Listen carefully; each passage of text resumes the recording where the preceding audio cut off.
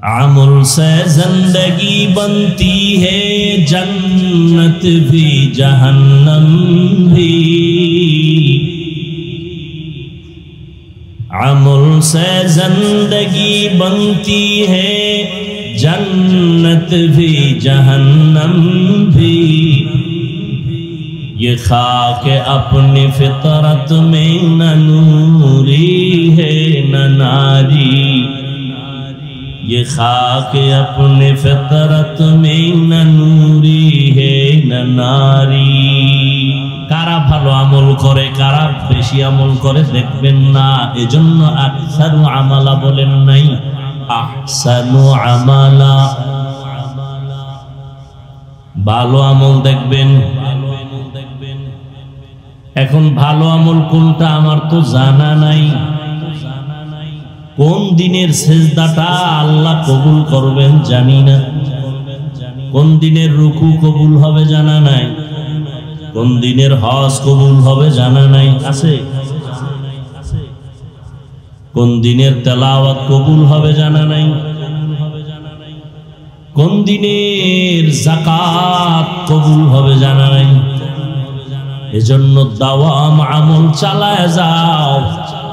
তুমি 1000 জীবনে সেজদা দিয়েছ, 999টা সেজদা যদি কাজে নাও লাগে, একটা সেজদা যদি আল্লাহর জন্যই দেওয়ার মতো দিতে পারো, জীবনের এক সেজদা জান্নাত ওয়াজিব হয়ে যাবে। সালেহাতু সঙ্গে বুদি দিন খরাশ আজমুদা এক জামানা খাকে বাস। আতিনা ফি দারে দুনিয়া না হাসান, আতিনা ফি দারে আকবা না হাসান। ইয়া গিয়াসাল मुस्तगीसीन हदीना लफ्तिखारा बिलउलूम वलगीना। हर गुरीदे नेको तू तैयार है, जो न मांगे उससे तू बेजार है। এটা একটা দামি মজলিস। মায়ের গর্ভ থেকে একটা বাচ্চা যখন দুনিয়াতে আসে নিষ্পাপ, রহমতের নবী বলেন, উলামায়ে আহলে হকের মজলিসে যদি বসে যাও, আল্লাহ তোমাকে তওবার মাধ্যমে ওই বাচ্চার মতো নিষ্পাপ বানায় ফিরায় দিবে।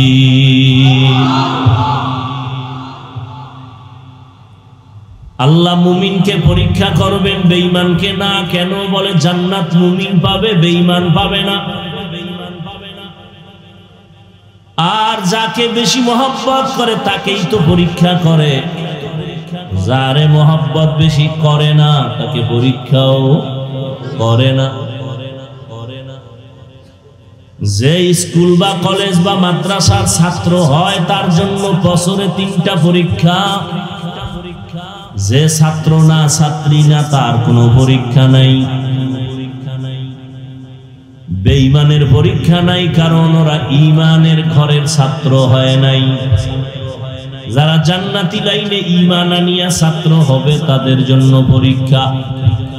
পরীক্ষার কোয়ালিটি কেমন? বলে যার ঈমান যত তাজা তার পরীক্ষা তত কঠিন।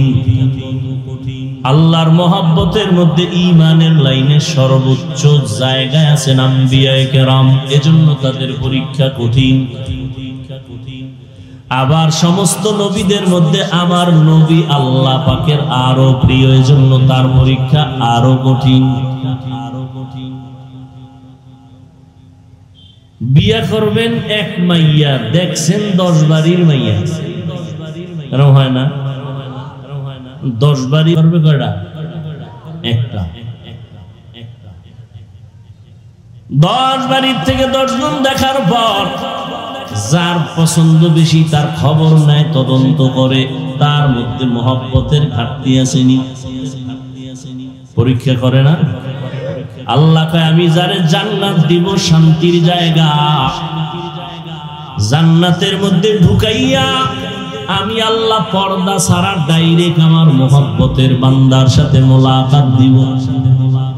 এই বান্দারে আমার কাছে আনার আগে একটু পরীক্ষা করা দরকার, এই বান্দা আসলে আমার নাকি আমার দুশমনের বন্ধু। আল্লাহ পরীক্ষা করবেন। আর এই পরীক্ষা করবেন আমার তেলাওয়াতকৃত আয়াতে আল্লাহ 5টা জিনিসের কথা বলেছেন। 5টা জিনিসের দ্বারা পরীক্ষা নেবেন। এই ডিলেটা কমাও, ভলিউম বাড়াও। 5টা জিনিসের মাধ্যমে আল্লাহ পরীক্ষা নেবেন। 1, আল্লাহ পাকের ভয়।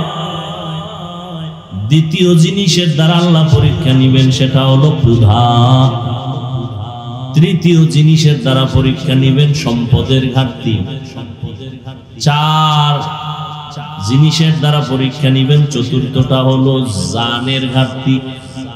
5ম নাম্বার হলো ফলের ঘাটতির মাধ্যমে। এই পরীক্ষায় যদি বান্দা পাশ করতে চাও, আল্লাহ বলেন পাশ করার জন্য লাগবে একটা পুঁজি। ওই পুঁজি যদি না থাকে কিয়ামত পর্যন্ত পাশ করতে পারবা না। ওই পুঁজির নাম হলো ধৈর্য। ওই পুঁজির নাম কি? গর্ব সূরত आदमी इंसाबुदे अहमद अबू जहलो हम एक साबुदे आदमीरा आदमीयत लाज़िमास्त उदरा गरबु नबाशद ही जमा।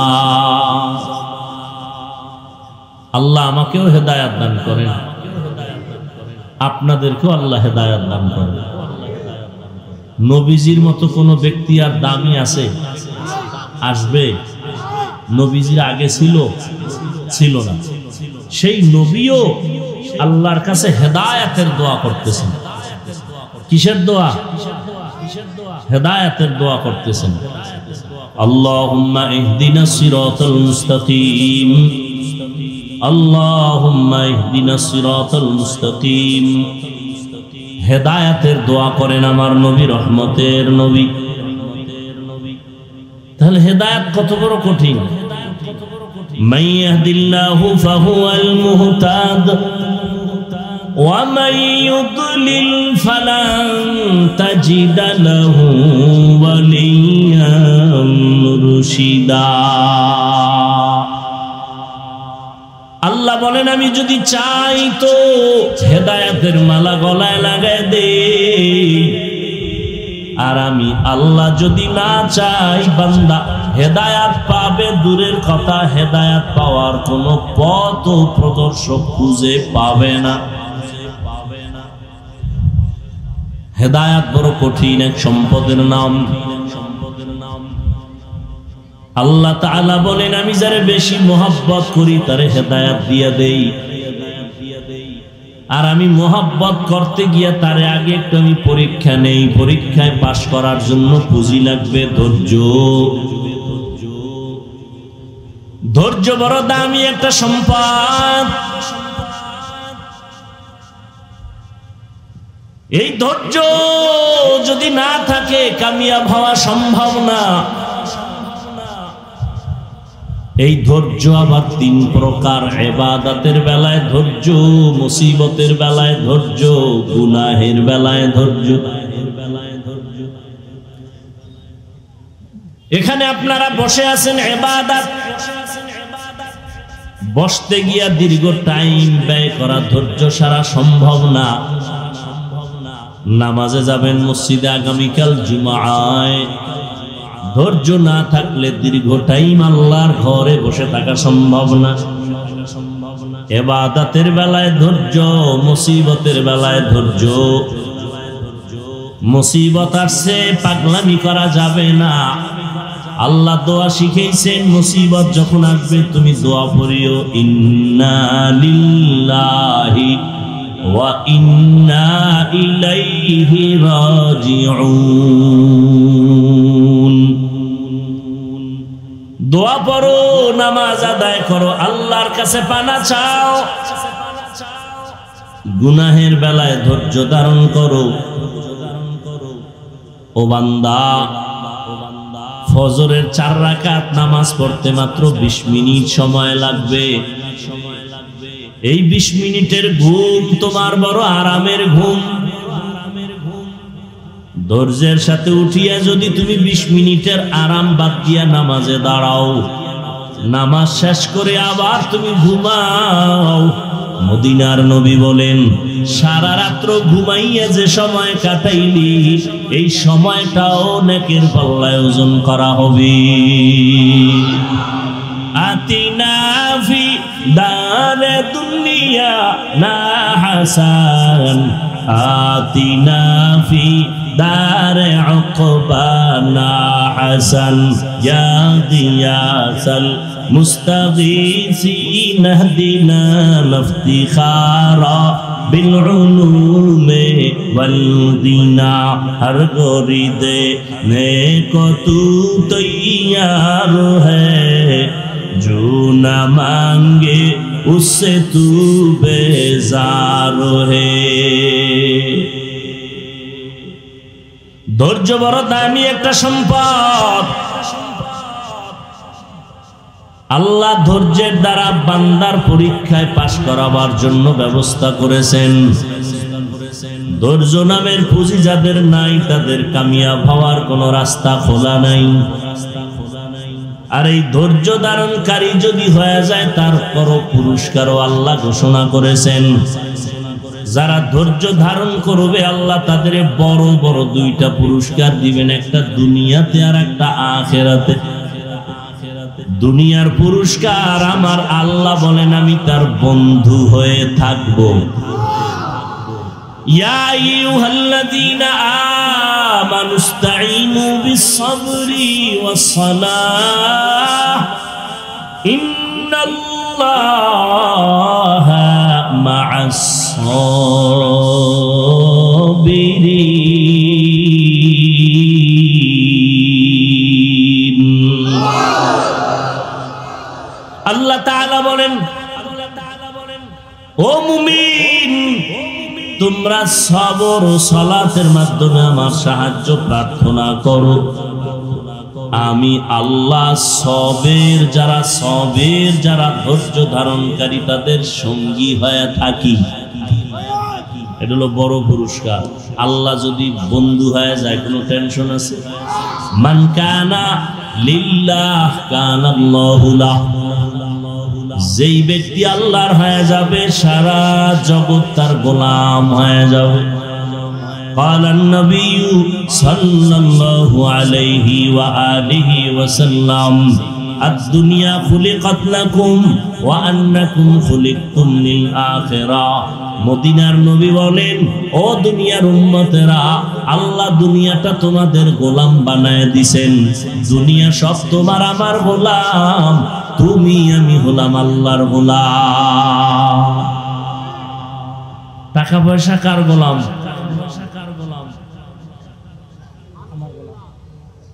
দুনিয়ায় যা কিছু সব আমাদের গোলাম, আমরা কার গোলাম? তাহলে গোলামে মালিকরে খুঁজে, মালিক গোলাম খুঁজে না। আমরা আল্লাহরে খুঁজবো, দুনিয়া আমাদেরে খুঁজবে। কিন্তু এখন উল্টা হয়ে গেল, আমরা দুনিয়া খুঁজি, আমগো আল্লাহ আমাদেরে খুঁজি। ধৈর্য ধারণকারীদের 2 পুরস্কার। 1 নাম্বার পুরস্কার আল্লাহ তার বন্ধু হয়ে থাকবেন। 2য় পুরস্কার আল্লাহ পরকালে দান করবেন। ইন্নামা ইউওয়াফাস সাবিরুনা আজরাহুম, ইন্নামা ইউওয়াফাস সাবিরুনা আজরাহুম বিগাইরি হিসাব।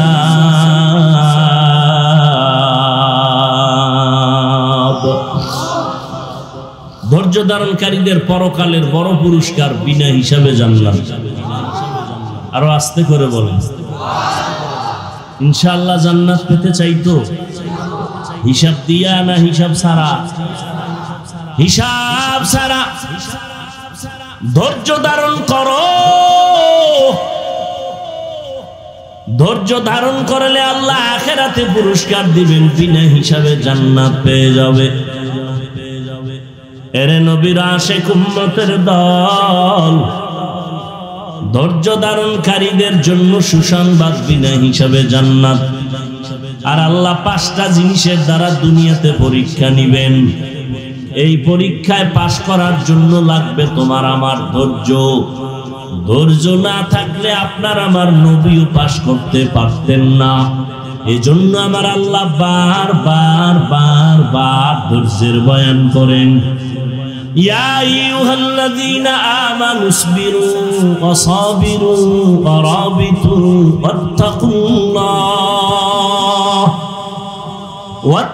ওয়াত্তাকুল্লাহা লাআল্লাকুম তুফলিহুন।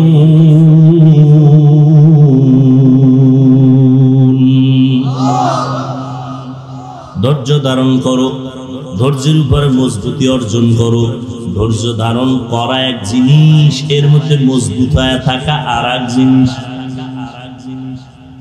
ধৈর্যের সবক আল্লাহ দিলেন, ওয়াল আসর ইন্নাল ইনসানা লাফি খুসর ইল্লাল্লাযীনা আমানু ওয়া আমিলুস সালিহাত ওয়া তাওয়াসাউ বিল হাক্কি ওয়া তাওয়াসাউ বিস সাবর। সূরা আসরের মধ্যে আল্লাহ সবরের সবক দিলেন। 5টা জিনিসের দ্বারা আল্লাহ পরীক্ষা নিবেন। 1 নম্বরে ভয়। 4 মাযহাবের 4 ইমামের এক ইমাম, ইমাম শাফিঈ রাহমাতুল্লাহি আলাইহি, তিনি বলেন এখানে ভয় মানে হলো আল্লাহর আযাবের ভয়। আল্লাহর ভয় অন্তরে জমা করো, তাহলে তোমার জন্য গুনাহ ছাড়াটা সম্ভব। এই ভয়ের নাম তাকওয়া, এই ভয়ের নাম খাশিয়া, এই ভয়ের নাম খাউফ। আমি যদি এখানে প্রশ্ন করি আপনারা কারা কারা আল্লাহকে ভয় করেন, সবাই হাত উঁচু করে বলবে আমরা সবাই আল্লাহরে ভয় করি। আবার যারা একটু বেশি চালাক তারা বলবে আপনাদের থেকে আরো বেশি ভয় করি। অথচ এখানে এমন আশিকে রাসূল বসে আছেন, আজকে ফজর পড়ে নাই, যোহর পড়ে নাই, আসর পড়ে নাই, মাগরিব পড়ে নাই, এশাও পড়ে নাই। এমন আশিক নাই? কত বড় আশিক, কয় নামাজ না পড়লো ঈমান তাজা। এরে নবীর আশিক, যে নামাজ পড়ে না সেও বলে আমি আল্লাহকে ভয় করি।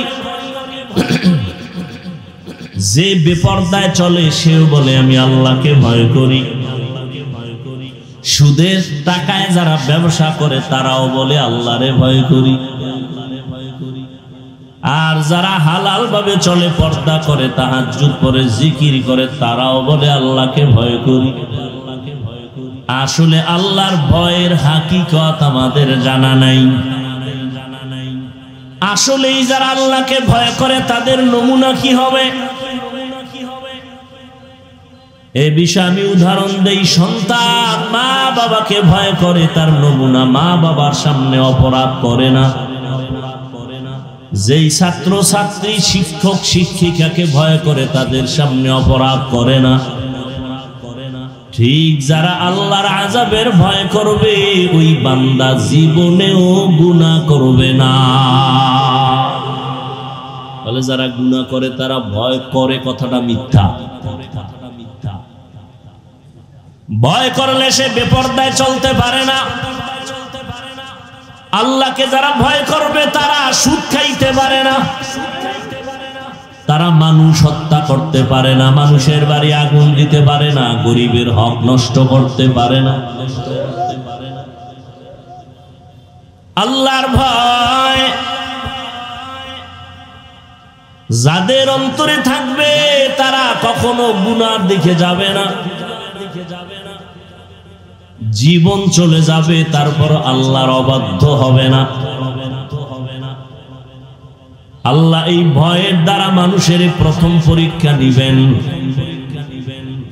আপনারাও মুসলমান, আমিও মুসলমান। এখানে যত মানুষ আসছেন সবাই নবী মানেন, আল্লাহ মানেন, কোরআন মানেন, হাদিস মানেন, আমিও তাই। আপনারাও নবীর উম্মত, আমিও নবীর উম্মত। আপনারা এক আল্লাহর গোলাম, আমিও সেই আল্লাহর গোলাম। আপনাদের ধর্ম আর আমার ধর্ম এক না আলাদা? আপনাদের কাবা আমার কাবা এক, আপনাদের কালেমা আমার কালেমা এক। দুনিয়াতে আপনি আমি আসছি, সিস্টেমও এক। নাকি আপনারা আসমানতে আইছেন? বিদায় বেলার সিস্টেমও এক।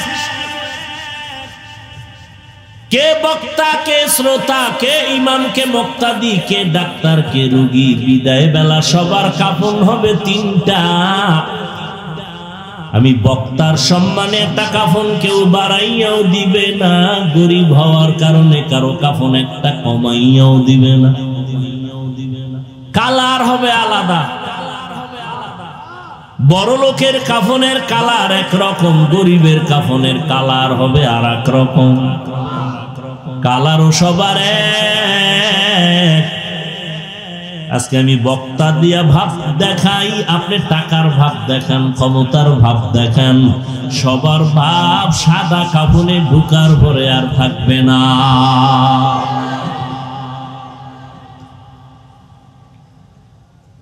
যেই কবরে আপনাকে আমাকে রাখবে সে কবরের সাইজও এক। নাকি আব্বা আম্মারটা একটু বড় হবে? সব এক। কবরে রেখে বিদায়ের পর সবার কবরে প্রশ্ন হবে তিনটা, তাও এক। নাকি হুজুরদের প্রশ্ন একটু আলাদা হবে? সবার প্রশ্ন তিনটা এক।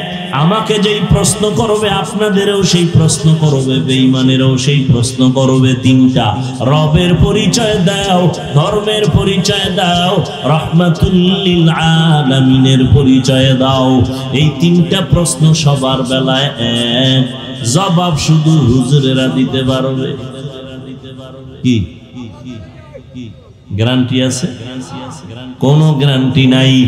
যদি থাকতো জান্নাতের টিকিট হাতের মধ্যে পাইয়া সাহাবায়ে কেরাম জীবন ভর কান্না করতেন না।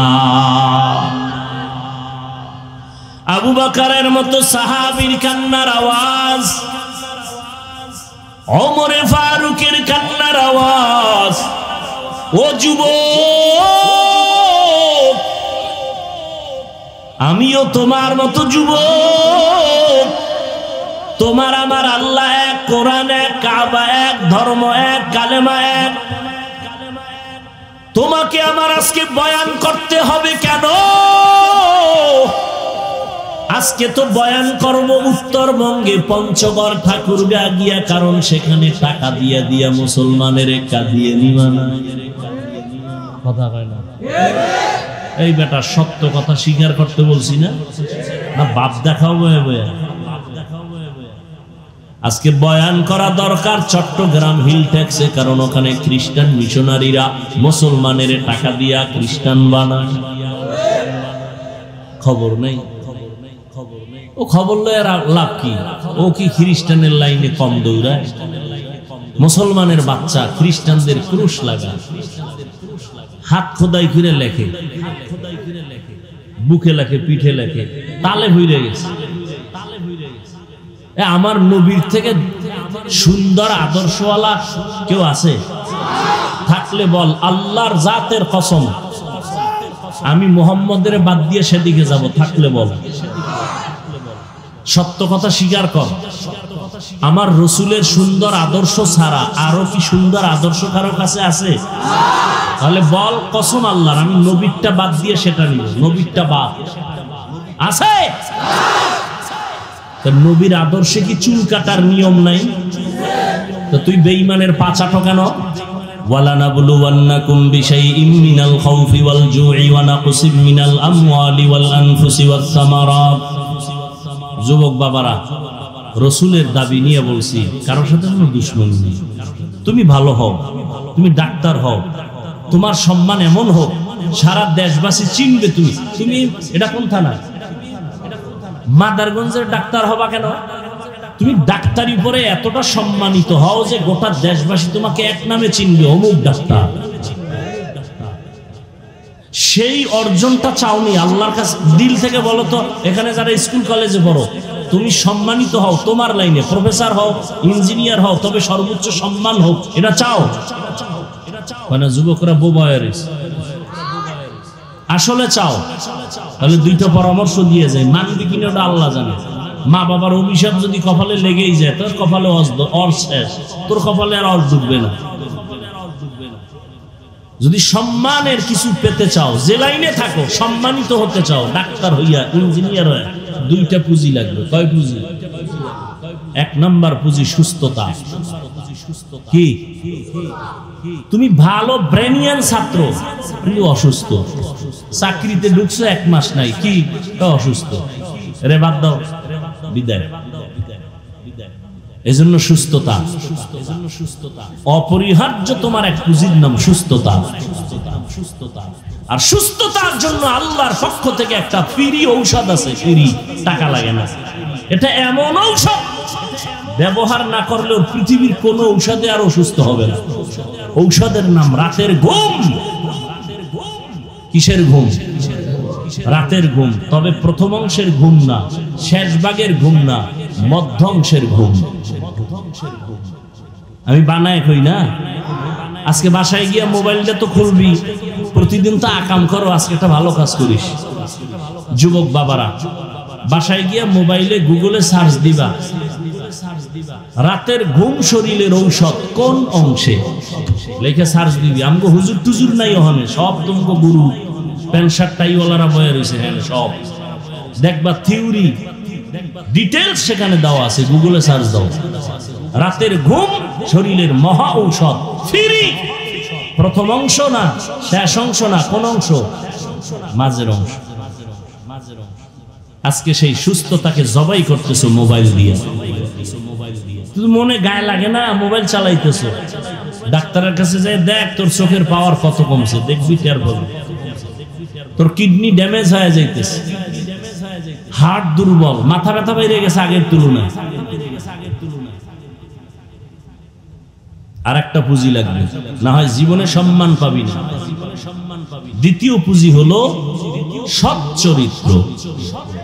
কি চরিত্র? এই দোনোটাই জবাই করছো গজবের মোবাইল দিয়ে। তুমি কথা হাইসা উড়াইয়া দাও আর যাই করো, কথাটা লেখা রাখো তোমার ডায়েরিতে। যদি চরিত্র খারাপ হয়, তুই যদি ভালো সুস্থ হও, তোর জুতার বাড়ি ছাড়া কোনো শান্তি নেই। যেখানে যাবি জুতা মোবারক রেডি। অতএব সুস্থতা আর চরিত্র, এই দুইটা ঠিক রাখার জন্য মোবাইল ছেড়ে দাও। ওই যে বাচ্চার হাতে মোবাইল দিছে, কি সম্মানিত মা বাবা, কি দামি মা বাবা, মানে ছুরি হাতে লয়ে গলার উপরে জবাই সারা, ইনডাইরেক্ট জবাই করতেছে বাচ্চার হাতে মোবাইল দিয়ে। কত বড় নিকৃষ্ট পিতামাতা,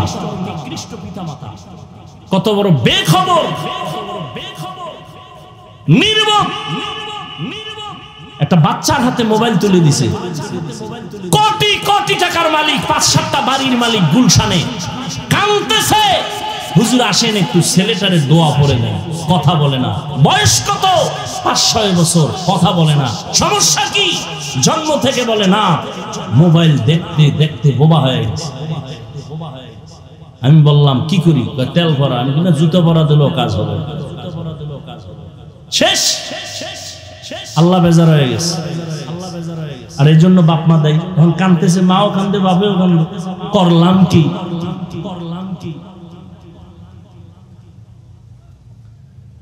এই যুবকেরা, তোদের মতো কিছু যুবক, এখন তো বললাম বাচ্চার কথা, এবার তোদের লাইনের যুবক কিছু ল্যাংটা হয়ে পাগল হয়েছে না মোবাইল লইয়া। এই ফ্রি ফায়ার গেম খেয়েছি না, পাগল হয় নাই? তুইও পাগল হবি, ডেটটা দেখবে। তুইও তো ওই পথের যাত্রী, তুইও তো ল্যাংটা হয়ে পাগল হবি, কারণ ওই পথের যাত্রী তুইও। বাবার টাকা চুরি করছো এই গেমস খেলতে গিয়ে, মায়ের টাকা চুরি করছো এই মোবাইলের কারণে। কি করো নাই বল? এখন রাস্তা একটা খোলা, তওবা করো। মোবাইল ছেড়ে দাও। টাকার পিছনে ঘোরো কেন? মানুষের পিছনে ঘোরো কেন? মানুষ তোমার পিছনে ঘুরবে, টাকা তোমার পিছনে ঘুরবে। শুধু একটু সুস্থ থাকো, চরিত্র ঠিক রেখে লেখাপড়ায় আগায় যাও।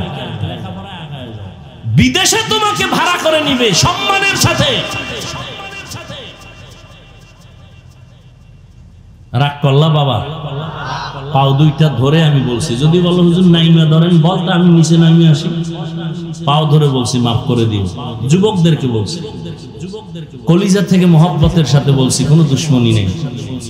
তুমি স্কুলে পড়ো, কলেজে পড়ো, আর কেমনে বুঝাইলে বুঝবা? তুমি চাকরি করো, ব্যবসা করো, তুমি যে লাইনে থাকো, 5 বেলার নামাজ পড়ো, মা বাবার দোয়া নাও, ওলামায়ে কেরামের পরামর্শ নাও, শিক্ষকদের সাথে আদব রক্ষা করে চলো, তোমার জীবনটা সূর্যের মতো আলোকিত হয়ে যাবে ইনশাআল্লাহ।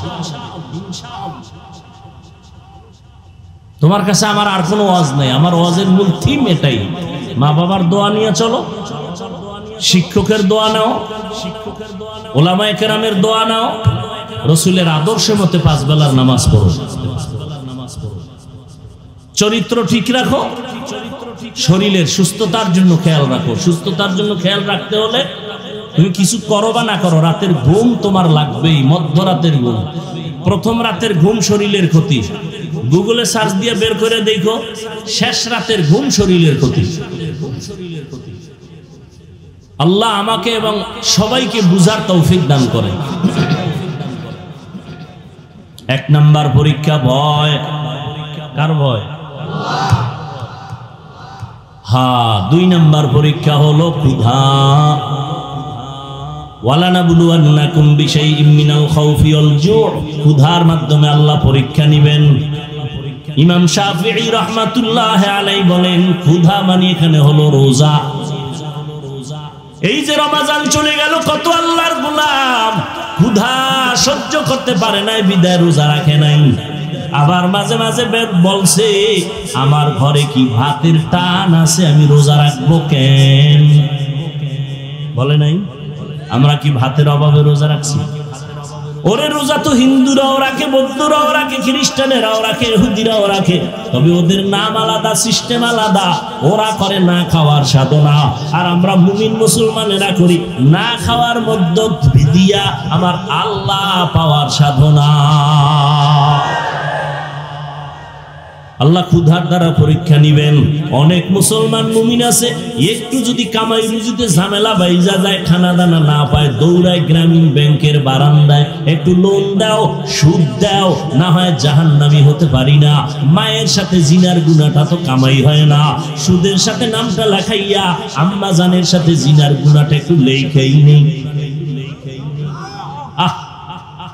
24 ঘন্টার সেকেন্ডে সেকেন্ডে সেকেন্ডে সেকেন্ডে ওয়ান টাইম মায়ের সাথে জিনার গুনাহ লেখা হয় যারা সুদের সাথে জড়িত। আল্লাহ কয়, রেডি থাক রে বেঈমান, আমি আল্লাহ নিজে রেডি আছি, তোর সাথে আমার যুদ্ধ হবে, রেডি থাক রে বেঈমান। ইয়া আইয়ুহাল্লাযীনা আমানুত্তাকুল্লাহ ওয়া যারু মা বাকিয়া মিনার রিবা ইন কুনতুম মুমিনিন।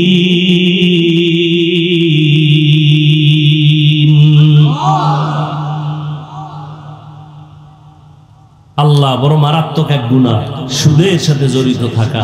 হজ কবুল হবে না, রোজা কবুল হবে না, নামাজ কবুল হবে না, জীবনে যত মোনাজাত দিবে কবুল হবে না।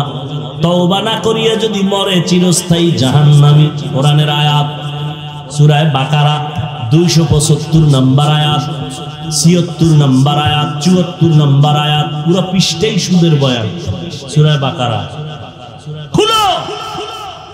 আমরা তো আরবি কইছি, বুঝতে কমর সমস্যা, মোবাইলে বাংলা কোরআন ডাউনলোড করে নামাও, নামায়া বাকারা খুলো, 275 নম্বর আয়াত। সম্মানিত সুদখোরদেরকে আল্লাহ কি সুন্দর হাদিয়া দিয়েছেন, সেখানে লেখা আছে।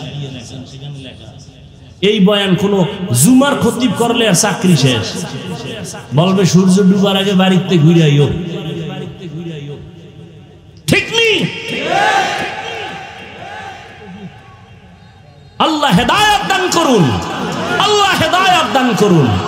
অথচ সাহাবায়ে কেরাম, এমনকি আমার নবী, যে নবী দোয়া করলে উহুদ পাহাড় স্বর্ণ হয়ে যাইত, ওই নবী খন্দকের যুদ্ধে গর্ত খননে নিজে কাজে নামলেন, রোদের ভিতরে পাথরওয়ালা জমিন খুঁড়তেছেন, সাহাবারাও করে।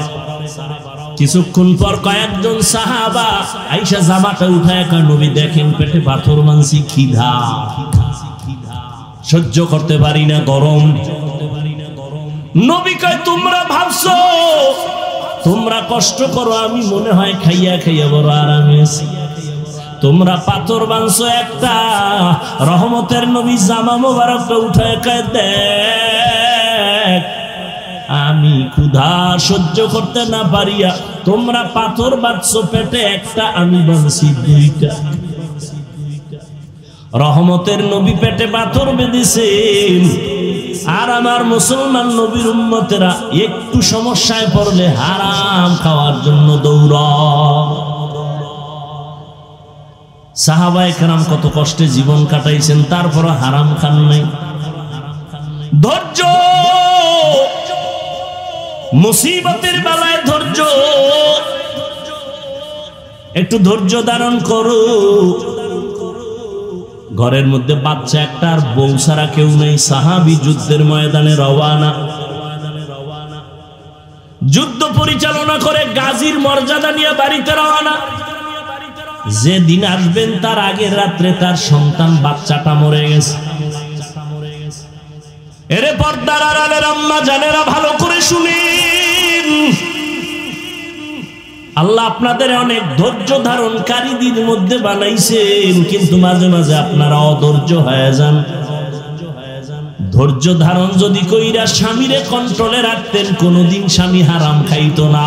স্বামীকে যদি বলতেন স্বামী আমার কষ্ট জীবন ভর করব, তারপর আমার বাচ্চারে হারাম খাওয়াইয়া রক্ত না পাক বানাবো না, কষ্ট কইরা এক বেলার খানা 6 বেলায় খাবো, তারপরও সুদের সাথে যাব না।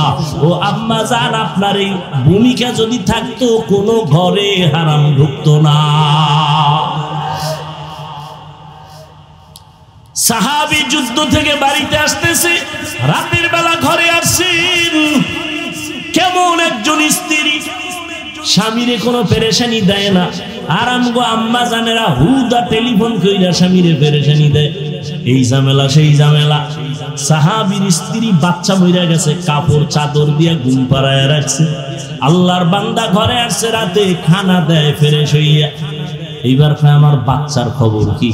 দেখেন স্ত্রী কয় ঘুমায়, কি কয় মইরে গেছে, এটা কয় না তো পেরেশানি, যুদ্ধ থেকে আসছে বলে ঘুমায়। তো বাবাও চিন্তা করছে বাচ্চা ঘুমায়, আর টেনশন করে লাভ কি? খানা খায় ঘুমায় গেলেন। দোনোজন ঘুম থেকে উঠলেন, ফজরের নামাজ পড়লেন। এবার দোনোজন হাসি মুখে কথা বলতেছেন। বাচ্চা তো ঘুমায় তো ঘুমায় তো চির ঘুমে আছে। স্ত্রী এইবার নামাজের পরে কয় স্বামী একটা কথা বলতে চাই, শুনবেন নি? কয় বলো। রাগ করবেন? কয় না। কয় আপনার কাছে একজনে যদি কিছু জিনিস রাখে আমানত রাখবেন নি? কয় রাখবো। কয় যদি সময় মতো চায় দিবেন নি? কয় দিব। দিতে গিয়া কি মনটা খারাপ হবে নাকি? বলে হবে না। আল্লাহর বান্দি স্ত্রী ডাক দিয়ে কয় স্বামী আল্লাহ একটা সন্তান দিয়েছেন আমাদের, আমানত। আল্লাহর দেওয়া সন্তান আমাদের কাছে আমানত। যতদিন আল্লাহ রাখার রাখছেন, আল্লাহ এখন নিয়ে গেছেন ডুবিয়ে। বাচ্চাটারে আমি চাদর দিয়ে ঘুম পাড়ায় রাখছি, চির ঘুমে আমার বাচ্চা আমার মাওলা নিয়ে গেছে। কেমন স্ত্রী রে বাবা! আল্লাহর বান্দা শুইনা চোখের পানি ছেড়ে কয় বিবি মাওলার দেওয়া সন্তান মাওলায় নিয়ে গেছে, কোনো দুঃখ নাই, তবে তোমার কাছে আমারও একটা আবদার। এত ধৈর্য ধারণকারী মহিলা আমি এতদিন দেখি নাই। তুমি এত পরিমাণ ধৈর্য ধারণ করেছো। আমার মাওলাই কোরআনে ওয়াদা করেছেন, ধৈর্য ধারণকারী যারা হবে তারা বিনা হিসাবে জান্নাতে যাবে। আমি তো জান্নাতের কোনো কাজ করতে পারি নাই, তুমি ধৈর্য ধারণ করার মাধ্যমে মনে হয় জান্নাতি হয়ে গেছো। আমারে ওয়াদা দাও আমারে না নিয়া তুমি হাসরে জান্নাতে যাইবা না। ও পর্দার আড়ালের আম্মা জানেরা, সন্তান আমানত। আল্লাহ পরীক্ষা নিবেন। ক্ষুধা না খাইয়া থাকিও, তারপর হারাম খাইও না।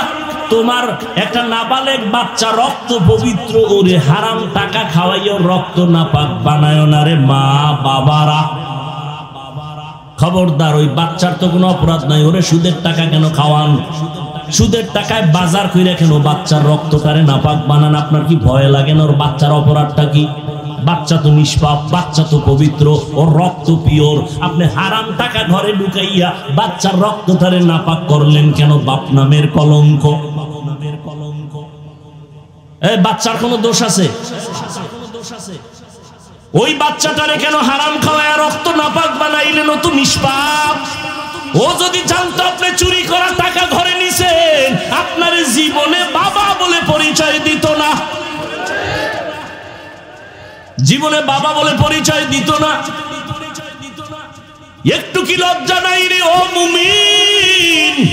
ক্ষুধার পরীক্ষায় পাশ করার জন্য ধৈর্য ধারণ করো। মরিয়া গেলে যাব, হায়াতের মালিক আল্লাহ, রিজিকের মালিক আল্লাহ। 3 নাম্বার পরীক্ষা মালের ঘাটতি। ইমাম শাফি রাহমাতুল্লাহ আলাইহি বলেন এখানে মালের ঘাটতি মানে যাকাত। যাকাত দেওয়া এটাও ইমানের পরীক্ষা। আল্লাহ মাল দিয়ে আবার ঘাটতি ঘটায় দিবেন, এটাও পরীক্ষা। কিন্তু কিয়ামতের আগে ধনী লোকেরা যাকাত দিবে না, যাকাত দেওয়াটারে জরিমানা মনে করবে।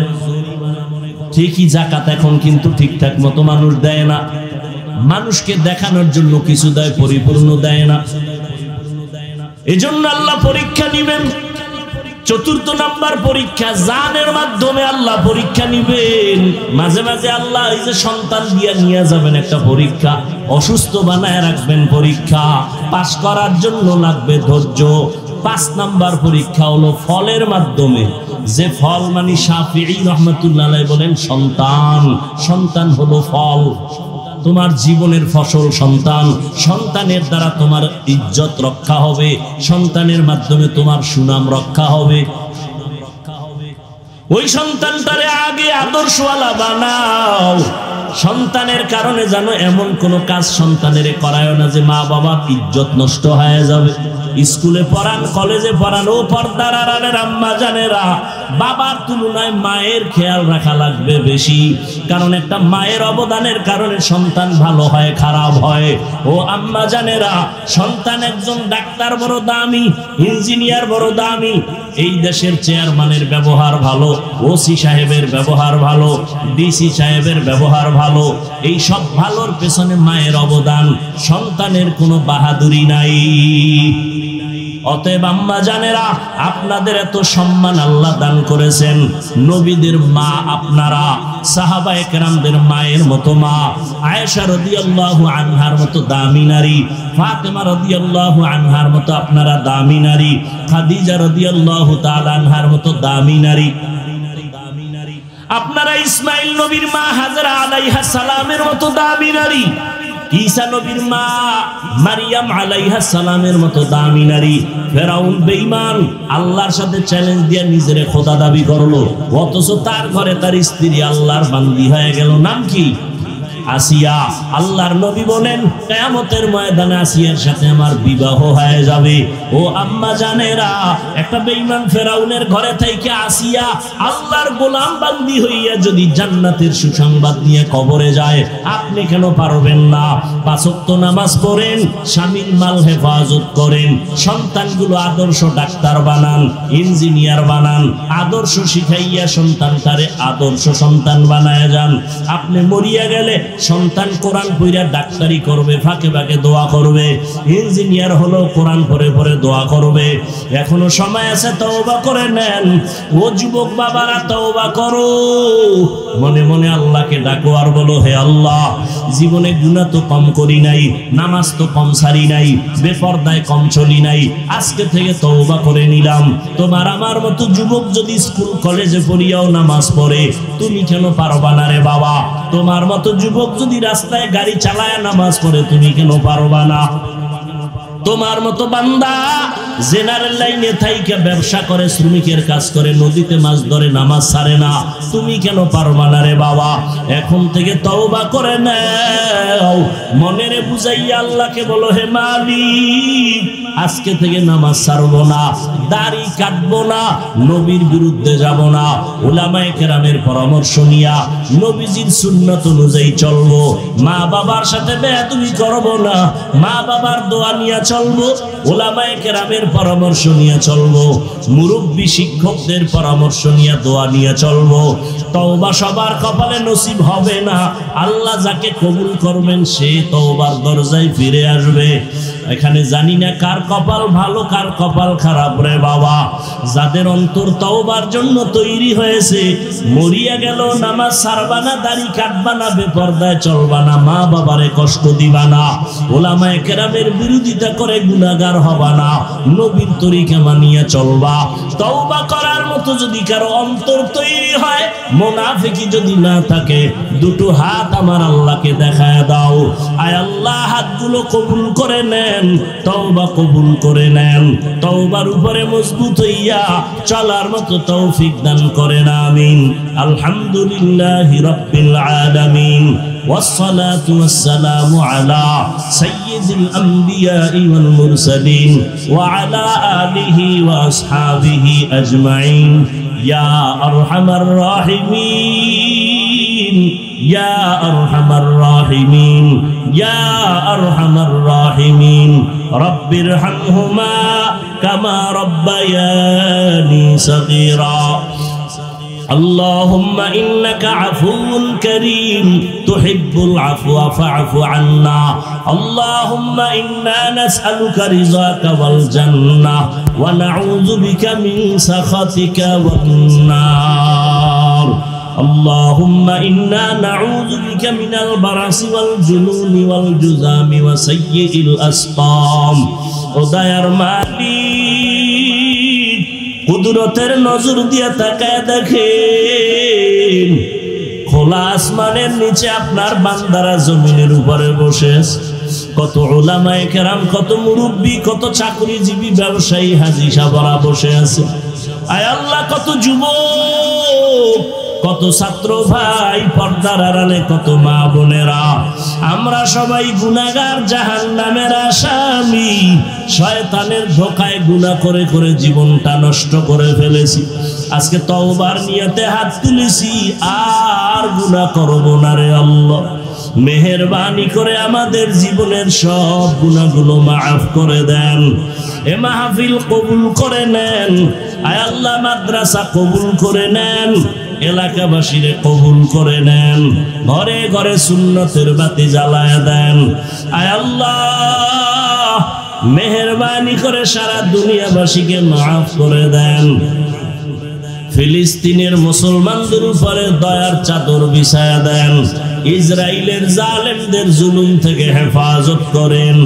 বিদেশের ঘরে যারা চাকরি ব্যবসা করে হেফাজত করেন। বাংলাদেশ শান্তির দেশ বানায় দেন। প্রশাসনিকভাবে যারা কাজ করে, জনপ্রতিনিধির দায়িত্ব